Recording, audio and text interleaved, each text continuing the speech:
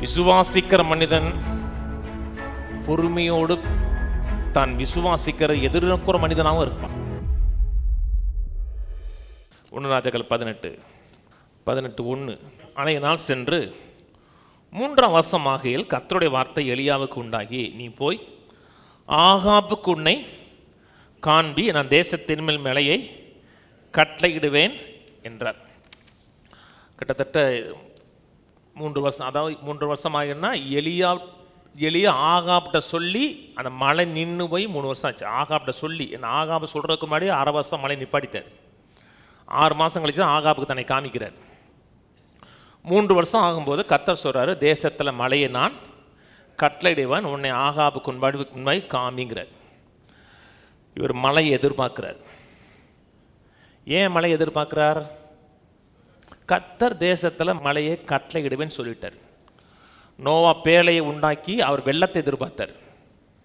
Abraham ஒரு நகரத்தை எதிர்பார்த்தார். இவர் மழையை எதிர்பார்க்கிறார். வானிலை அறிக்கை என்ன சொன்னாங்க? அடுத்த 6 மாதத்துக்கு வறண்ட வானிலையே இருக்கும்னு வானிலை அறிக்கை சொல்லிட்டாங்க. எல்லா நியூஸ் சேனல்லையும் சொல்லிட்டாங்க, 6 மாதத்துக்கு மழை வைப்பதற்கான எந்த வாய்ப்பும் இல்லை, வறண்ட வானிலையே இருக்கும், 3 டிகிரி எக்ஸ்ட்ரா வெயில் அடிக்கும்னு சொல்லிட்டாங்க. வசனம் என்ன சொல்லுது? மழையை கட்டளையிடுவேன், மழை பெய்ய போகுதுன்னு சொல்லுது. சூழ்நிலை மழைவதற்கான வாய்ப்பில்லை. வானிலை அறிக்கை சொல்ல நிபுணர்கள்லாம் வேற ரிப்போர்ட் கொடுக்குறாங்க. ஆனால் இவர் மழையை எதிர்பார்த்து ஜெபிக்கிறார். 41. பின்பு எலியா ஆகாபை நோக்கி, நீர் போய் போஜனம் பண்ணும், பெருமழையின் இரைச்சல் சத்தம் கேட்கப்படுகிறது. இன்னும் மழை வரல, இன்னும் ஜெபிக்கலை. ஆனால் என்ன சொல்கிறாரு? பெருமழையின் இரைச்சல் சத்தம் கேட்குது. ஆகாபு சொல்லிப்பாங்க, எனக்கு ஒன்றும் கேட்கலையாப்பா, வானிலை அறிக்கைன்னு சொல்லி, சரி பசிக்குது சாப்பிட சொல்கிறான், போயிடுவோம். ஏன்னா டேஞ்சர் ஃபெல்லோ. இப்போ தான் அந்த ஆள் 850 பேரை வெட்டிட்டு நிற்கிறான். அருவா வச்சானா வச்சிலான்னு தெரியல. போஞ்சோன்னு ஆள் ரெடி, போக ஆரம்பிச்சிட்டான். 42. ஆகா போஜனம் பண்ண போனான். பின்பு எலியா கர்மேல் பர்வத்தினுடைய சிகரத்தின் மேல் ஏறி தரையில் பணிந்து தன் முகம் தன் முழங்காலில் பட குனிந்து தன் ஊழியக்காரனை நோக்கி, நீ போய் சமுத்திர முகமாய் பார் என்றான். அவன் போய் பார்த்து ஒன்றும் இல்லைன்னா, இது NLTயில் போடு, ஜெபிச்சாரு, போய் பாருன்னாரு, அவன் ஒன்றும் இல்லைன்ட்டான். Then he said to his servant, go and look toward the sea. The servant went and looked and then returned to Elijah and said, I didn't see anything. நான் எதையும் பார்க்கலண்ணா. முறை ஜபிக்கிறாரு, போய் ஏதாவது பார்க்குறியான்னா எதையுமே பார்க்கலன்ட்டாரு. திரும்பி ஜபிக்கிறாரு, போய் பார்ப்பான்னா நம்மளால என்ன சொல்லுவான்? இப்போ தானங்க சொன்னான் ஒன்றும் இல்லைன்னு. ஒன்றும் இல்லைங்க, விடுங்க, கீழ்ப்படுகிற ஆளுங்க.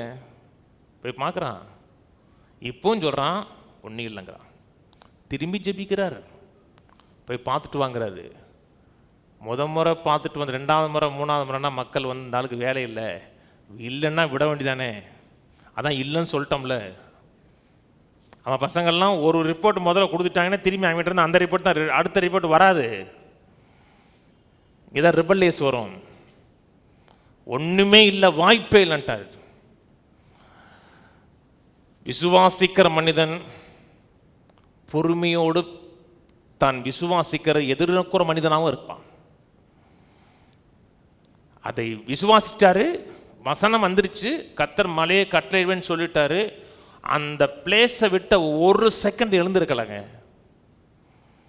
மலையை கட்டளையிடுவார்னா கட்டளையிடுவார், கட்டாயம் மழை வருங்கிறது. அந்த பொசிஷன் நின்னாரு, போய் பார்க்க சொன்னார். 7 முறையும் பார்க்க சொன்னார். 7வது முறை ஒரு உள்ளங்கை அளவு ஒரு ஓரத்தில் ஒரு மேகம் தெரிஞ்சு, உள்ளங்கை அளவு. கார் மேகம் வரலை, அப்படியே மேகம் எலும்பி அப்படியே நிற்கலை, மேகம் கருக்கலை, கீழ்வான செவக்கலை, சும்மா ஒரு உள்ளங்கை அளவு ஒரு ஓரத்தில் மேலே வெட்ட வெளியில் ஒரு உள்ளங்கை அளவு தெரிஞ்சு. மனிதன் விசுவாசிக்கிறாருங்க. விசுவாசம் எப்பொழுதுமே சூழ்நிலைகளை பார்த்து தீர்மானம் பண்ணாது. சூழ்நிலைகள் எவ்வளவு கான்ட்ரடிக்டா இருந்தாலும், எதிர்மறையா இருந்தாலும் கூட தேவன் சொன்னதுல நிற்கும். அதான் விசுவாசம். விசுவாசம் சூழ்நிலையில பார்க்கவே பார்க்காதுங்க. நமக்கு பிரதானமான என்ன, சூழ்நிலை தான் முக்கியம். என்ன ரிப்போர்ட் கிடைச்சிது, என்ன வந்துச்சு, ரிப்போர்ட் 1000 வரட்டும், கர்த்தர் சொன்னது மட்டும்தான் நிலைநிற்கும். கீழே 7 இவன் இதோ சமுத்திரத்திலிருந்து ஒரு மனுஷனுடைய உள்ளங்கை அத்தனை சிறிய மேகம் எழும்புகிறது என்றான். அப்பொழுது அவன், நீ போய் ஆகாபை நோக்கி, மழை உம்மை தடை செய்யாதபடிக்கு ரதத்தை பூட்டி போய்விடும். லாங்குவேஜ் வேற. சின்ன உள்ளங்கை மழை தான் தெரியுது, பேச்சு மழை தடை செய்யணும், பெரிய மழை வந்துடும், குதிரையில போக முடியாது, சீக்கிரமா போங்கிறான். அதாங்க ஃபெய்த்து. ஃபெய்த் வந்து சூழ்நிலைகளை பார்த்து பேசாது, எதிராக இருந்தால் கூட பேசுது. அதான் விசுவாசம். அப்படி விசுவாசம் இருக்கா நமக்கு? கீழே இருக்கணுங்க. கான்ட்ரடிக்டா இருக்கட்டும், எல்லாமே நெகட்டிவ். நான் 8 பக்கம் வரக்கூடிய ரிசல்ட் நெகட்டிவ். ஆனால் வசனம் சொல்லிருச்சுன்னா அதை நின்னோம்னா நம்முடைய நம்பிக்கை உறுதியாக இருக்குன்னு அர்த்தம். கீழே அதற்குள்ளாக வானம் மேகங்களினாலும் காற்றுகளினாலும் கருத்து பெருமழை உண்டாயிற்று. ஆகாப் ரதத்தில் ஏறி இஸ்ரேலுக்கு போனான். கர்த்தருடைய கை எலியா மேல் இருந்ததனால் அவன் தன் அறையை கட்டி கொண்டு இஸ்ரேலுக்கு வருமட்டும் ஆகாபுக்கு முன் ஓடினான். மழை வருது, மலையில் அவர் போறாரு, அவர் போறதுக்கு முன்னாடி இவர் மலையில் நனைஞ்சு இவர் ஓடுறாரு. நனையணுங்க, மலையில நனையணுங்க. நான் சொல்றது இந்த ஊர் மலையில், ஆசீர்வாத மலையில் நனையணும். எப்பவுமே ஈரமா இருக்கணும். ஆள் பசையான ஆளுங்கிறாங்க பார்த்தீங்களா, பசை இருக்கும் இல்லையா, கொஞ்சம் ஈரமா இருக்கணும். காஞ்சிடக்கூடாது, ட்ரை ஆயிடக்கூடாது. தொடர்ந்து எதிர்நோக்கணும்.